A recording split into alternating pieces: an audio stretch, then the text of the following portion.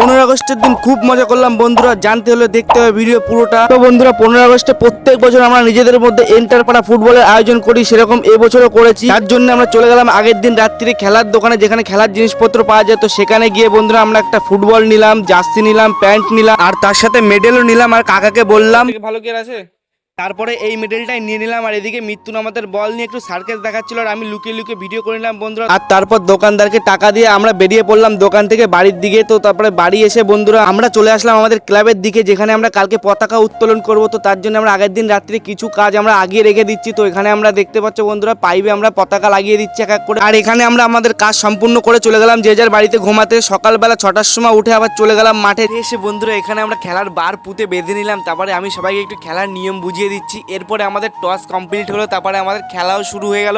এখানে বন্ধুরা তোমরা আমাদের খেলাটা ব্যাকগ্রাউন্ড মিউজিকের সাথে এনজয় করো, আমরা আবার পরে ফিরছি।